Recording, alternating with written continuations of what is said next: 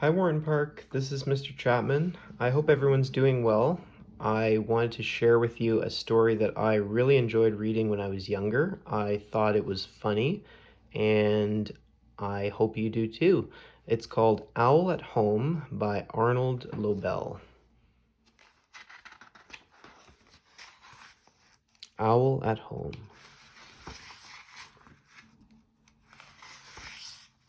The Guest.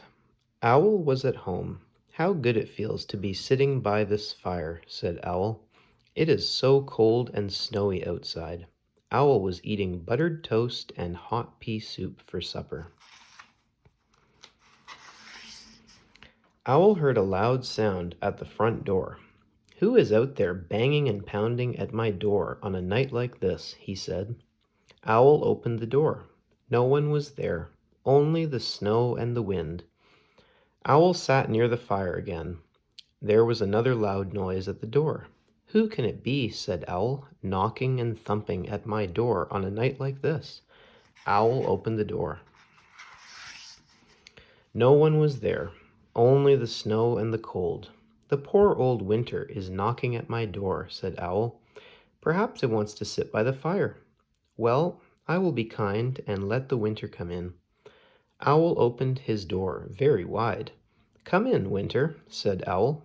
"Come in and warm yourself for a while." Winter came into the house. It came in very fast. A cold wind pushed Owl against the wall. Winter ran around the room. It blew out the fire in the fireplace. The snow whirled up the stairs and whooshed down the hallway. "Winter," cried Owl, "you are my guest. This is no way to behave." But Winter did not listen. It made the window shades flap and shiver. It turned the pea soup into hard green ice. Winter went into all the rooms of Owl's house. Soon everything was covered with snow. "You must go, Winter," shouted Owl. "Go right away." The wind blew around and around. The Winter rushed out and slammed the front door. "Goodbye," called Owl, "and do not come back." Owl made a new fire in the fireplace. The room became warm again. The snow melted away. The hard green ice turned back into soft pea soup. Owl sat down in his chair and quietly finished his supper. Strange Bumps. Owl was in bed. "It is time to blow out the candle and go to sleep," he said with a yawn. Then Owl saw two bumps under his blanket, at the bottom of his bed. "What can those strange bumps be?" asked Owl. Owl lifted up the blanket. He looked down into the bed. All he could see was darkness. Owl tried to sleep, but he could not. "What if those strange bumps grow bigger and bigger while I am asleep?" said Owl. "That would not be pleasant." Owl moved his right foot up and down. The bump on the right moved up and down. "One of those bumps is moving," said Owl. Owl moved his left foot up and down. The bump on the left moved up and down. "The other bump is moving," cried Owl. Owl pulled all of the covers off his bed. The bumps were gone. Owl could see at the bottom of the bed.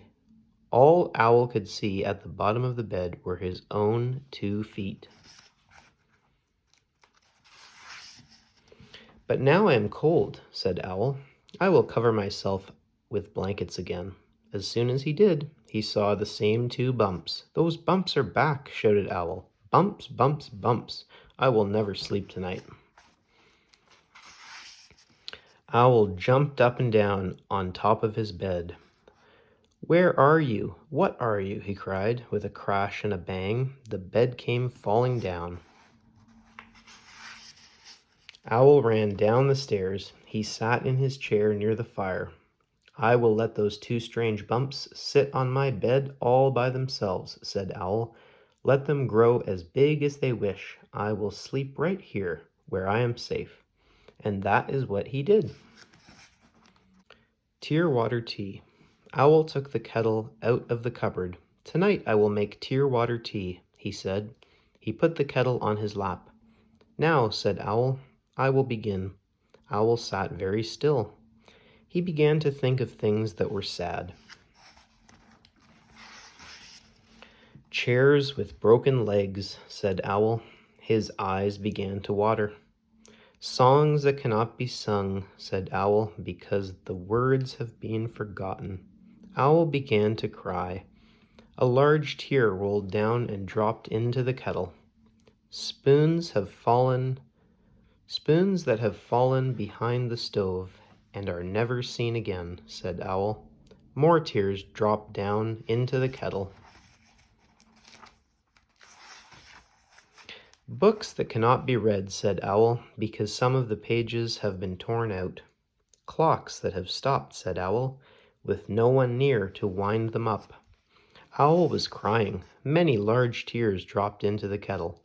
Mornings nobody saw because everybody was sleeping, sobbed Owl. Mashed potatoes left on a plate, he cried, because no one wanted to eat them, and pencils that are too short to use. Owl thought about many other sad things. He cried and cried. Soon the kettle was all filled up with tears. There, said Owl, that does it. Owl stopped crying. He put the kettle on the stove to boil for tea. Owl felt happy as he filled his cup. It tastes a little bit salty, he said, but Tearwater tea is always very good. Upstairs and downstairs. Owl's house had an upstairs and a downstairs. There were 20 steps on the stairway. Some of the time, Owl was upstairs in his bedroom. At other times, Owl was downstairs in his living room. When Owl was downstairs, he said, I wonder how my upstairs is. When Owl was upstairs, he says, I wonder how my downstairs is getting along. I am always missing one place or another. There must be a way, said Owl, to be upstairs and downstairs at the same time. Perhaps if I run very, very fast, I can be in both places at once. Owl ran up the stairs. I am up, he said. Owl ran down the stairs. I am down, he said. Owl ran up and down the stairs, faster and faster. Owl, he cried, are you downstairs? There was no answer. No, said Owl, I am not downstairs because I am upstairs. I am not running fast enough.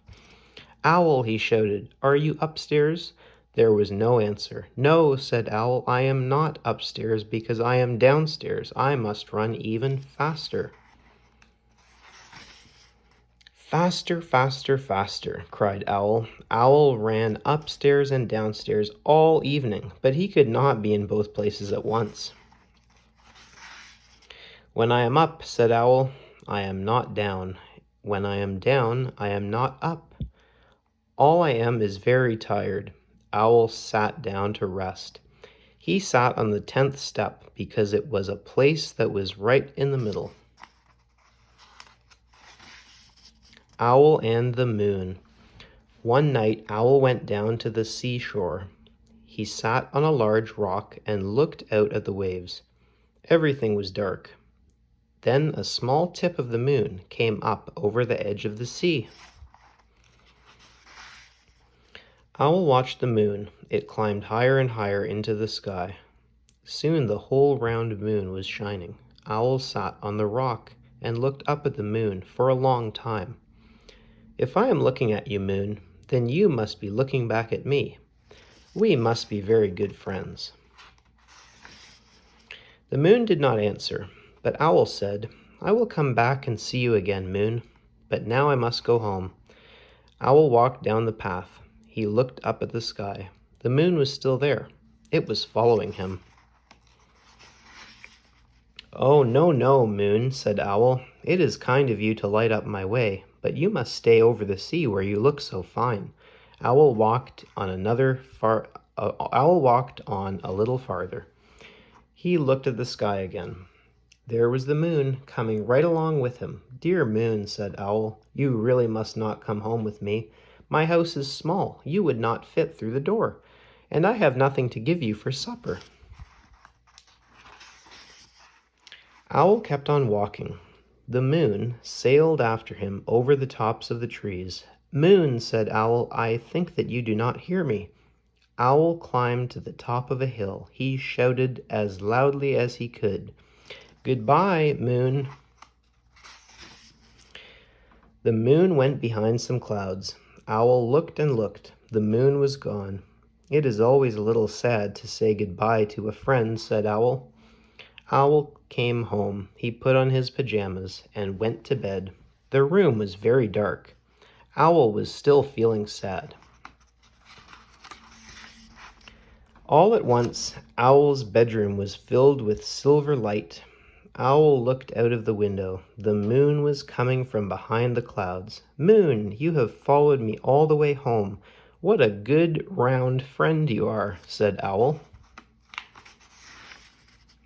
Then Owl put his head on the pillow and closed his eyes. The moon was shining down through the window. Owl did not feel sad at all.